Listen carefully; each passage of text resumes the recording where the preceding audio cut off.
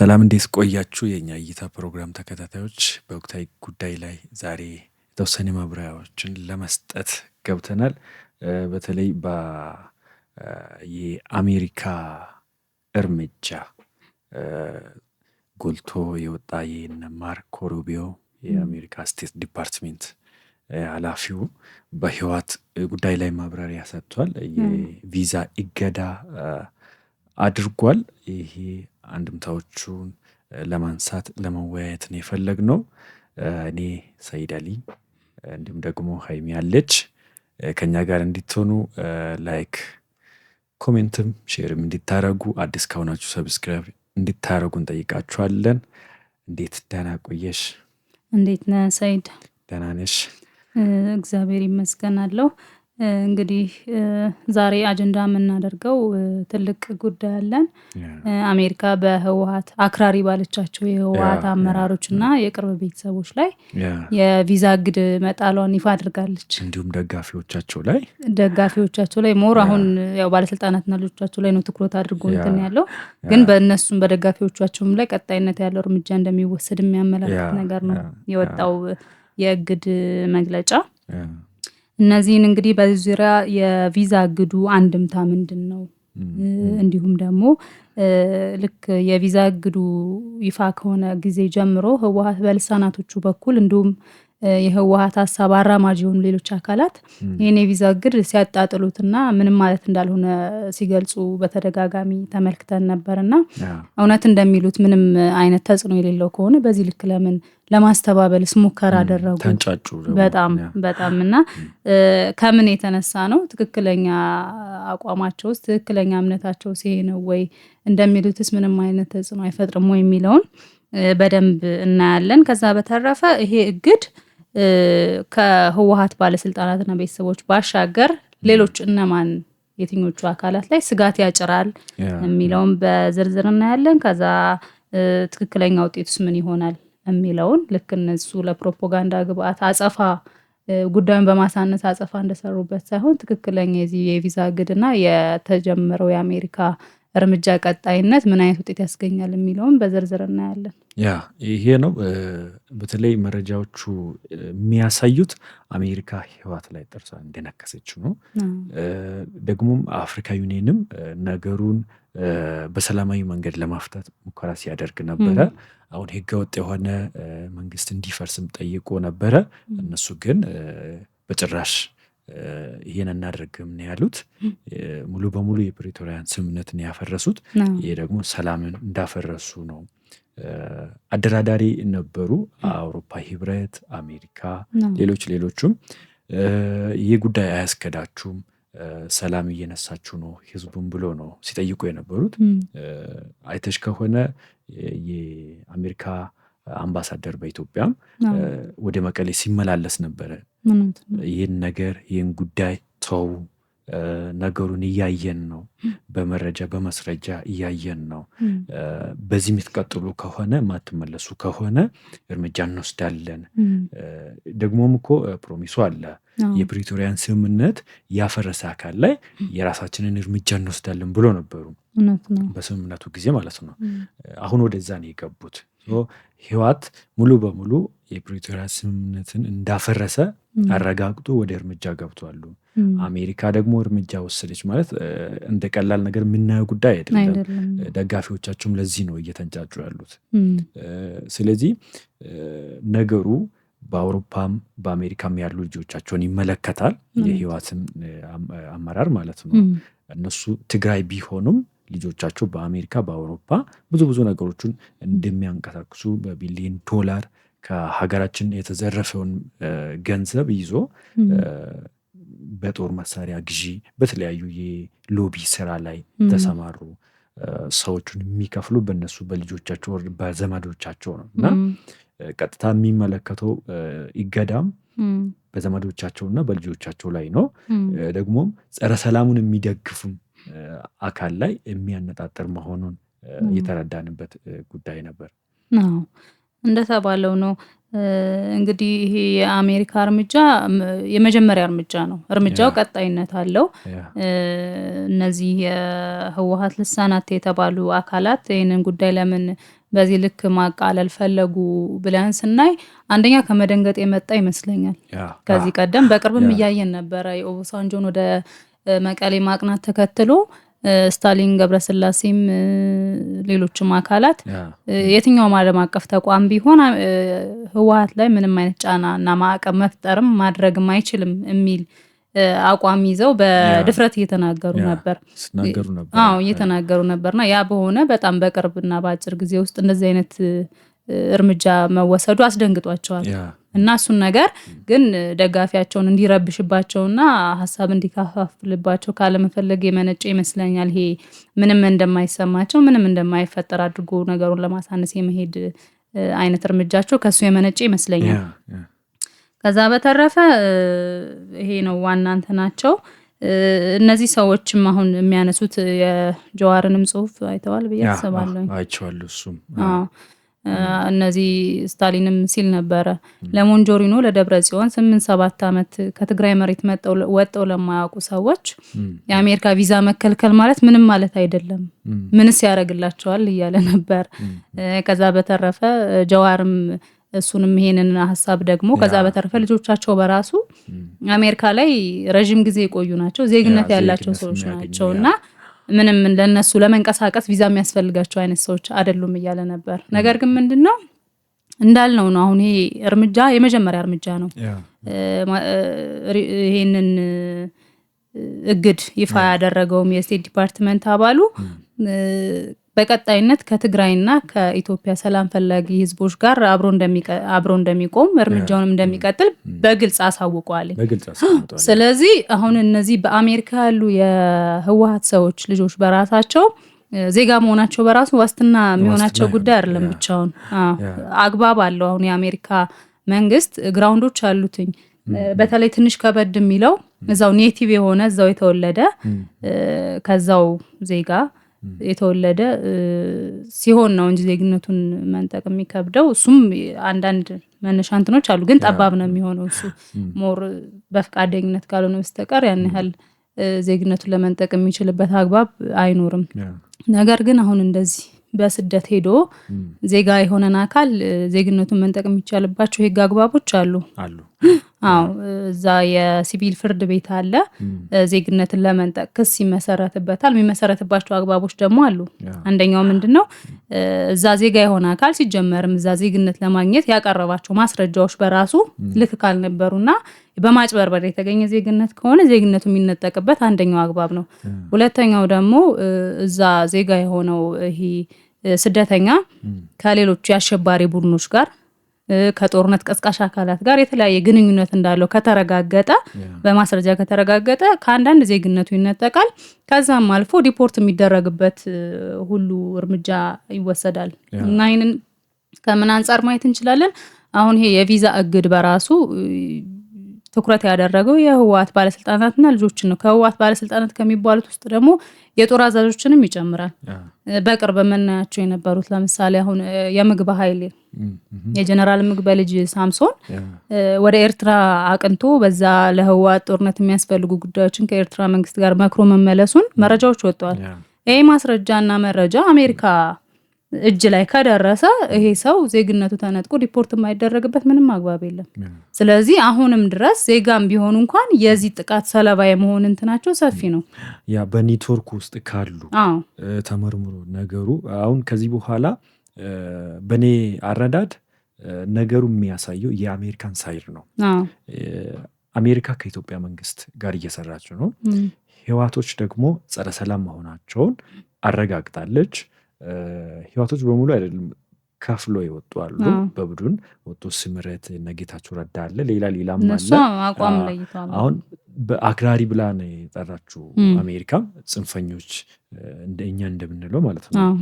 ሶ የአሜሪካ ሳይድ ከዚህ በፊት ወደነ ህወሓት ነበረ። በሰሜኑ ጦርነት የሳተላይት ድጋፎች ነበሩ፣ የፖለቲካ ድጋፎች ነበሩ፣ የዲፕሎማሲ ድጋፎች ነበሩ።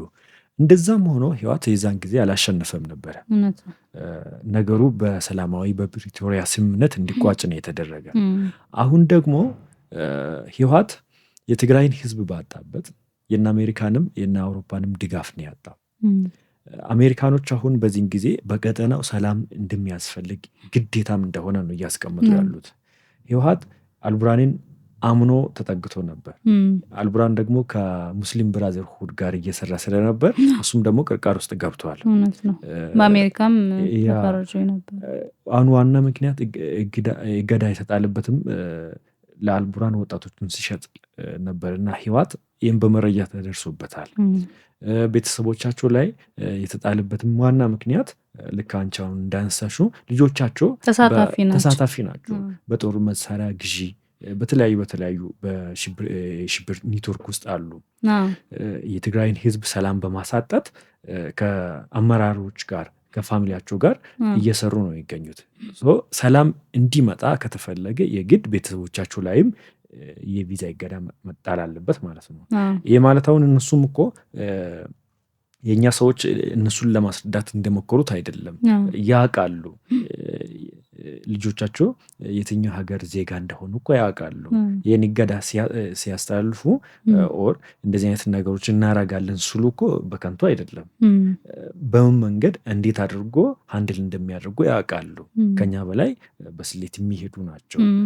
በተለይ አሜሪካ በመረጃ በመስረጃ በተለይ ጥቅማቸውን የሚጎዳባቸው ከሆነ በየትኛውም መንገድ ቢሆን ይሄድባቸዋል። በተለይ ትራምፕ ማለት ነው። ትራምፕ አይሰማም። እርምጃው ይቀጥላል ነው የተባለው። እኔ ይመስለኛል የትግራይ እናቶች እንባ ጩኸት እየተሰማ ያለው ነው ይመስለኝ። በዚህ መሀል ደግሞ በጣም ልናደንቀው የምንችለው የፌዴራል መንግስት ስልታዊ ዝምታና በዲፕሎማሲ ላይ ያለው ተጽዕኖ በጣም ከፍ አድርገን ማየት የምንችለው ጉዳይ ነው። በእኔ መንገድ ይህን ሳየው በጣም ገርሞኛል። በቀላሉ ገና ወደ ጦርነት ሳይገቡ እንደዚህ አይነት ልብ የሚያወርድ አይነት ህወሓት ጋር እንዲሰማ ማድረግ ላይ የፌዴራል መንግስት ብዙ ስልታዊ ዝምታዎችን አድርጓል። በዝምታ ደግሞ ብዙ ነገሮችን ሲሰራ እንደነበር ማየት እንችላለን። እውነት ነው። ይሄ በአሜሪካ ላይ በህወሓት ላይ የተጣለው ይሄ እግድ በጣም ትልቅ የዲፕሎማሲ ስራ ውጤት ነው። ከህወሓት ይልቅ የፌዴራል መንግስቱ በዲፕሎማሲ ዘርፉ በጣም የተሻለ ተሰሚነትና ተጽዕኖ መፍጠር መቻሉን በግልጽ የሚያሳይ ነገር ነው። ምንም ጥያቄ የለውም። አሁን ይሄንን እንዳልከው ልጆቹ ላይ ትኩረት እናድርግና ያው እያቃለሉት የሚገኙት ከልጆቹ አንጻር ስለሆነ ማለት ነው። ያው መጀመሪያ ላይ ህወሓት ጦርነቱን የሚቀሰቅሰው ስንለው እንደነበረ ነው። በነገር ላይ ትክክለኛ ማረጋገጫ የሰጠ ነገር ነው። ህወሓት ልጆቹን አሜሪካና አውሮፓ አስቀምጦ ነው የትግራይን ወጣት እየማገደ ያለው ምንለው በተደጋጋሚ ትክክለኛ ነገር መሆኑን የሚያረጋግጥ እንትን የሰጡን። ምክንያቱም ልጆቻችን ሴፍ ናቸው፣ ምንም ችግር የለበትም እያሉ አሁን ማረጋገጫ እየሰጡን ነውና የትግራይ ልጆች እነዚህ የባለስልጣን ልጆች የሚባሉትኝ የእነሱ ልጆች ምናልባት ከትግራይ የተዘረፈውም ገንዘብ በራሱ በአሜሪካና አውሮፓ የሚቀመጥበት አካውንት የልጆቻቸው ሊሆን የሚችለው የቤተሰቦቻቸው ሊሆን የሚችለው። ስለዚህ እንደተባለው ይሄ የቪዛ እግድ ቀጣይ እርምጃዎች አሉት። በቀጣይ እርምጃው ላይ ደግሞ ሀብት ማገድንም ይጨምራል። እሱ ነገር ይሄ ሀብት ማጣራትንም ይጨምራል። ሀብት ማጣራቱ ላይ ደግሞ ልጆቹ በራሱ ያ ገንዘብ የመጣበት መንገድ ተጣርቶ ይፋ የሚሆን ከሆነ ምን እንደሚሰሩ የገቢ ምንጫቸው ምን እንደሆነ ከየት እንደመጣ ኔትወርኩ በጣም ግልጽ ስለሚሆን ከተጠያቂነት የሚያመልጡበት ነገር የለም። ዜጋ በመሆናቸው ብቻ ምንም የሚድኑበት ምንም አይነት ሁኔታ አይፈጠርም ማለት ነው። ከዛ በተረፈ ይሄ እግድ በእነማን ላይ ስጋት ይጭራል፣ እነማን ሊጠነቀቁ ይገባል የሚለውንም ብናነሳው ጥሩ ይመስለኛል። ምክንያቱም አሁን ህወሓት እያደረገ ያለው እኔና ቤተሰቦቼ ሴፍ ነን ነው። ስለሌላው ስለ ደጋፊዎቹ ስለምናምን ብዙም ጭንቀት ሰጥቶት የሚያስበው ነገር አይደለም። አሁንም እያደረገ ያለው የነገሩን የማቃለል ሂደት ያን ድጋፉን እንዳያጣ ከውዥንብር ከመፍጠር ነው እንጂ ትክክለኛ ለሱ ደጋፊዎች ለሱ ልሳን ለሚሆኑ አካላት ትክክለኛ መጨነቅና ማሰብ እንደሌለው የምናይበት አግባብ ነው። ነገር ግን ይሄ እርምጃ ከፍ እያለ በሄደ ቁጥር እንዳልነው እርምጃው ይቀጥላል። ከዛም በተረፈ ደግሞ አንዳንድ ምልክቶችን እንደምናያቸው ከዚህ በፊትም ስንል ነበረ።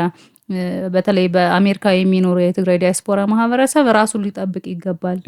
ለትግራይ አጀንዳ ልሳን በመሆን የራሱን ነገ ማበላሸት የለበትም ብለን ከዚህ በፊት የድሮን ጥቃቱን ተከትሎ ህዝቡ ድምጽ እንዲሆን ሲጠራ የትግራይ ዲያስፖራ ይጠንቀቅ እያልን ጥሪ እያቀረብን ነበር። ደብረጽዮን የሚያደርጋቸው ድጋፍ እንዲጠነቀቅ ጥሪ እያቀረብን ነበርና ከዚህም አንጻር ነው አንድም ቡድኑ በእንደዚህ አይነት ሁኔታ ለመፈረጅ ሂደት ላይ መሆኑንም መረጃዎች ስለነበሩ ነው በሰዓቱ እንደዚህ አይነት ነገር ስንናገር የነበረው። አሁንም በቀጣይነት የሚያመላክተው በተለይ ቅድም ያነሳታለች እነዚህ ሃርድ ላይነር በሚል ነው የጠቀሳቸው አክራሪዎች። አክራሪ የምትለዋ ነገር ደግሞ ወደ ምን ልትወስደን እንደምንችል ግልጽ ነው። ነገ ይሄ ቡድን በሽብርተኝነት ከመፈረጅ ወደ ኋላ አይልም በዚህ ተግባሩ ከቀጠለ። ያ የሚሆን ከሆነ ደግሞ በሽብርተኝነት ሲፈረጅ ልክ ባለፈው ፋኖ ላይ እንደተደረገው ብቻ ይሄ በደረጃ 3 ሽብርተኝነት የሚፈረጅ ቡድን አይደለም ህወሓት። ምክንያቱም ህወሓት ከአልሸባብ ጋር ራሱ ግንኙነት እንዳለውና እንደሚሰራ ይፋ ያደረገ ሰው ነው። ከሙስሊም ብራዘርሁድ ባለቡርሃንም በኩል ከዛም ሳይድ ጋር እንደሚገናኝ ከሻቢያ ጋር ደግሞ ግልጽ ነው። እነዚህ ነገሮች ስላሉ ደረጃ 1 ተብሎ ለመፈረጅ በመሰረቱ ይሄ ለአሜሪካ ስጋት መሆን የሚችልበት ደረጃ ላይ ደርሷል ወይ ቡድኑ የሚለውን ሁኔታ ነው የሚመዘነው። ስለዚህ ከነዚህ በደረጃ 1 ከተመደቡ አልሸባብና አልቃይዳ ሌሎች አካላት ጋር ግንኙነት ካለው ይሄ ቡድን በተመሳሳይ ለአሜሪካም ስጋት መሆን የሚችልበት ደረጃ ላይ ደርሷል ማለት ነው። ያ የሚሆን ከሆነ ደግሞ ልክ ደረጃ 3 ላይ ፋኖ ተመድቦ የሱ ደጋፊዎች ብቻ ሪፖርት እንደተደረጉት አይነት ብቻ ቅጣት አይደለም የሚከተለው። ከዛ ከፍ ባለ መልኩ እነ አሜሪካን እነ ግብጽንም እነ ሱዳንንም ጨምሮ ለዚህ በደረጃ 1 በሽብርተኝነት ለተፈረጀ ቡድን ድጋፍ የሚያደርጉ የመሳሪያም የሎጂስቲክም የምንም ድጋፍ የሚያደርጉ ሀገራትን በራሱ ማዕቀብ እንዲጣልባቸው የሚያደርግ የሽብርተኝነት ፍረጃ ላይ ነው የሚደርሰው። ያኔ እንዳልኩ የሱ ደጋፊዎች ብቻ አይደለም እሱን በመደገፍ የሚሳተፉ ሀገራትን በራሱ ትልቅ ቀይ እንትን ላይ ነው የሚገኙት ማለት ነው። በተለይ አሁን አይተሽ ከሆነ የሙስሊም ብራዘርሁድ ላይ የሽብርተኝነት ማዕቀብ ሲጣልበት የአልቡርሃን ስብስብ በስነ ልቦና ወረደ።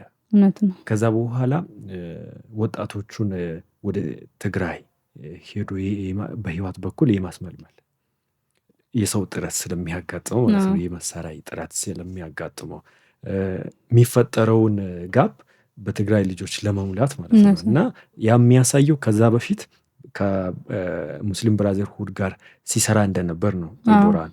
አሁን ደግሞ ፈርቷል፣ ልቡ ወርዷል። በፊት በነበረው ቁመና ላይ አይደለም። ከዚህም በኋላ አሁን የህወሓት ጉዳይም በደረጃ ይሄዳል። ከሱ ጋር የሚሰሩ በጽምዶ የመሰረቱ አካላትን ደግሞ ነገሩ ይመለከታቸዋል። ህወሓት በዚህ ፕሮሰስ ውስጥ ሲያልፍ ሜቢ ፋኖም በሂደት ሻቢያም በሂደት በዚህ መሃል ደግሞ የፌደራል መንግስት ግዴታ ሆኖበት እርምጃ ሲወስድ የህጋዊነት መረጋገጫ ይሆንለታል ማለት ነው። መሰረት አለው።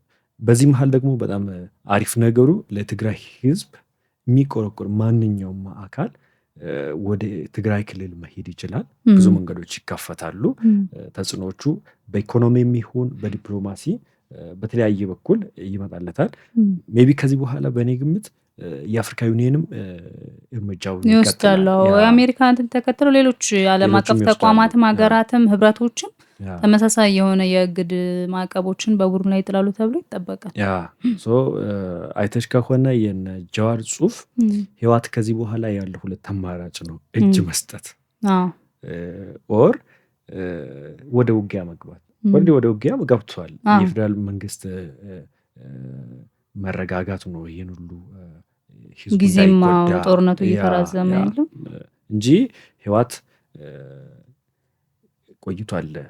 ፕሮሰሱን ስትራክቸሩን ከዘረጋ ጊዜያዊ መንግስቱን ካፈረሰ ቆይቷል።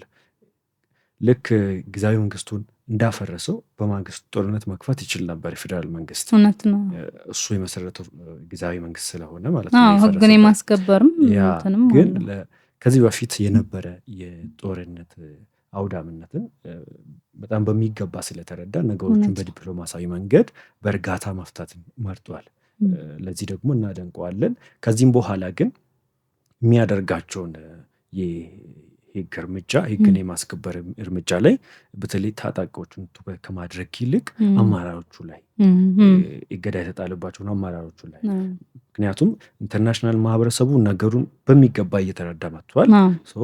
ታጣቂዎች ደግሞ በብዛት አይተሽ ከሆነ እየታፈሱ ነው ወደ ካምፕ ሄዱት። አምኖበት አይደለም፣ ኮዙ አሳምኗቸው አይደለም፣ ማውጫ ቀዳዳ ስላጡ ነው እስካሁን ያሉት። ማውጫ ቀዳዳ ያገኙት ከክልሉ ወጥተዋል። ሌሎቹ ደግሞ አካል ጉዳተኛ ሆነዋል። ሌሎቹ ህይወታቸውን አጥተዋል። ያሉት ደግሞ መንገድ ስላጡ ነው፣ የሚደርስለት አካል ስላጡ ነው። ሜቢ እየተጠባበቁ ሊሆን ይችላል። ስለዚህ ከዚህ በኋላ የሚወሰደው እርምጃም መንግስት የራሱ ካልኩሌሽን ይኖረዋል። ግን እኛ ደግሞ ሪኮመንድ የምናደርገው አመራሩን ኮንሰርን ያደረገ አይነት እርምጃ መሆን አለበት። ስናጠቃልለው ደጋፊዎቻቸው እንደሚሉት ቀላል ነገር አይደለም። አሜሪካ የወሰደችው እርምጃ ደግሞም ቀጥላለሁ ብላለች። የሚያሳየው እኔ ከኢትዮጵያ መንግስት ከኢትዮጵያ ህዝብ ጎን ነኝ፣ ጸረ ሰላምን እዋጋለሁ ከኢትዮጵያ ህዝብና መንግስት ጋር ሆኜ እርምጃውን ቀጥላለሁ ጀምሬያለሁ እንደማለት ነው። በሽብርተኝነት ከሚያስፈርጅ ኔትወርክ ጋር የተጣመሩ ጽምዶን የፈጠሩ አካላት ኦላ ይሁን ፋኖ እንዲሁም ሻዕቢያ ሊጠነቀቁ ይገባሉ። በተለይ በማህበራዊ ሚዲያም የሚጽፉ ድጋፍ የሚሰጡ አብሮነት የሚባሉ ደግሞ በግለሰብ የሚጽፉ ቡድኑ የሚደግፉ የዋርኒንግ ማብራት ይመስለኛል የበራባቸው። ልክ ነው። እኛ ልንል የምንችለው እንግዲህ የማስጠንቀቂያ መልእክት ማስተላለፍ ነው። ጥንቃቄ እንዲደረግበት እንደተባለው እንዳይዘናጋ የዲያስፖራ ማህበረሰቡ ሌላውም አካል ከዚህ ቡድን ጋር ግንኙነት ያለው አካል እንደሚለው ነገሩን ቀለል አድርጎ በመመልከት ራሱን አደጋ ላይ ከመጣል እንዲቆጠብ ነው መልእክት የምናስተላልፈው። እንዳልነው ነው አሜሪካናት አሜሪካን ተከትሎ ሌሎች ሀያላንም ይቀጥላሉ። ይሄንን የአውሮፓ ህብረትም ሌሎች ሀገራትም በተመሳሳይ እርምጃ መውሰድ ይቀጥላሉ። ስለዚህ አሜሪካ ላይ ያሉ ብቻ ሳይሆን በአውሮፓ ሀገራት የሚኖሩ ሌሎች አካላት ልሳናት ሚዲያዎች ነዛራ ሚዲያ በራሱ ሌሎችም እነዚህ የህወሓት ልሳን የሆኑ መቀመጫቸውን አሜሪካ ያደረጉ የሚዲያ ልሳናት የዚህ ነገ ከነገ ወዲያ በቀጣይነት በሚወሰደው እርምጃ ከዚህ ቡድን ጋር ባላቸው ግንኙነት ለሚመጣባቸው እርምጃ መጠንቀቅ ይገባቸዋል። በኢሮፕም የሚገኙ እነ ደደቢት ሚዲያም እነ ዶክተር ኃይሌም ሌሎችም በግለሰብ ደረጃም ሶሻል ሚዲያን በመጠቀም ለቡድኑ ድጋፋቸውን የሚያሳዩ በየትኛውም የዓለም ክፍል የሚኖር ትግራዋይም ሆነ በተመሳሳይ የነሱ አጀንዳ አራማጅ የሆነ ሰው ከዚህ ሊቆጠብ ይገባልኝ። ከዛ በተረፈ ሀገር ውስጥ ሆኖ አሁን የቪዛ እግድ ኦልሬዲ ኢትዮጵያ ውስጥ ነኝ አይመለከተኝም በሚል ለቡድኑ ያለውን ድጋፍ የሚቀጥል አካልም ቢኖር ነገ ከነገ ወዲያ የአሜሪካ ቪዛ በሚጠይቅበት ጊዜ ወደ ኋላ ማህበራዊ ሚዲያው ላይ የነበረው ተሳትፎ ምን ነበር፣ ከነማን ጋር ምን ግንኙነት አለው የሚባለው ነገር ዲቴል ይታያል። አሜሪካ ኤምባሲ ሲገባ እንዲህ እንደ ቀልድ ዝም ብሎ አፕሮቭ የሚደረግ ነገር አይደለም። ለነገ እንደዚህ አይነት ሳቢ እንደዚህ አይነት የጉዞ እቅድ ያለው ኢትዮጵያ ውስጥ ያለ አካልን በራሱ ዛሬ አይመለከተኝምና በሚል በቸልተኝነት ይህንን ድጋፉን ቀጥሎ አደጋ ውስጥ ከመውደቅ ሊቆጠብ ይገባል ነው። እሱ ነው ህወሓት ከዚህ በኋላ የሚመርጠው ሜቢ ደጋፊዎቻቸው እያየነ ያለ ነው ወደ ጦርነት እንደሚገባ ነው እንጂ በዚህ እርምጃ ወደ ኋላ እንደማይመለስ ነው እየነገሩን ያሉ። ጦርነቱን ይጀምራል ማለት ነው በእነሱ አረዳድ።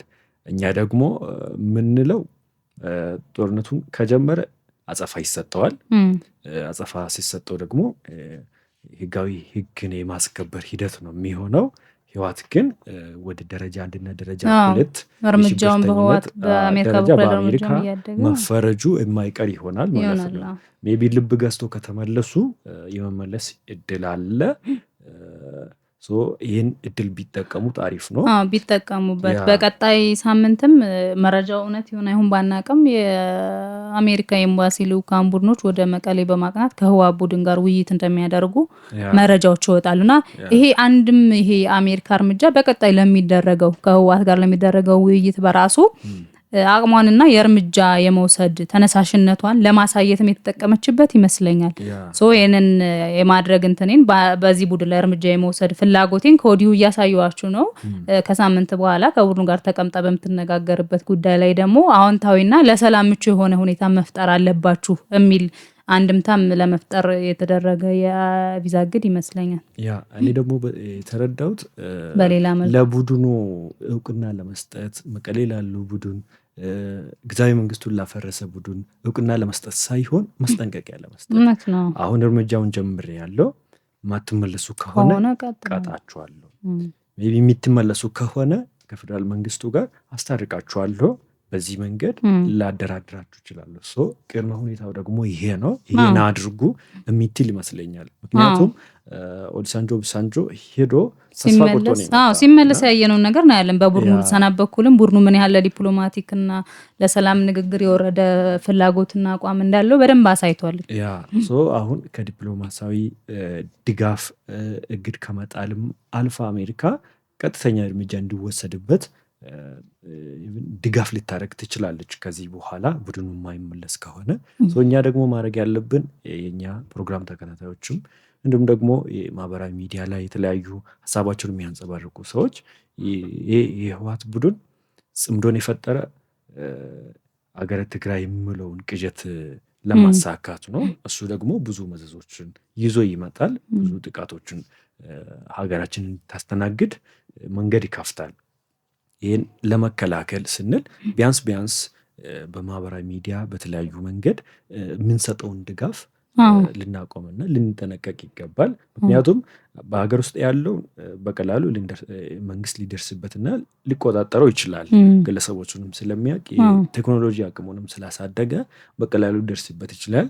ከቡድኑ ጋር ተያያዥነት ያለው ጉዳይ ሲያገኝ መርምሮ ሲደርስበት ደግሞ መረሳት የሌለበት ጉዳይ ይህ ቡድን ከዚህ በፊት አሸባሪ ተብሎ ተፈርጇል በኢትዮጵያ መንግስት። አሁንም ደግሞ ተመልሶ ወደዛ ነው እያመራ ያለው። ልንጠነቀቅ ይገባል። የአሸባሪ ደጋፊ ደግሞ አሸባሪ ነው የሚባለው። ልንጠነቀቅ ይገባል። የኛም ፕሮግራም የዛሬውን በዚህ ላይ እንቋጫለን። ላይክ ኮሜንትም አድርጉ፣ ሰብስክራይብ አድርጉ አዲስ ከሆናችሁ፣ አስተያየትም ደግሞ ስጡን። ተመልሰን እስክንገናኝ ድረስ ሰላም ቆዩ። ሰላም።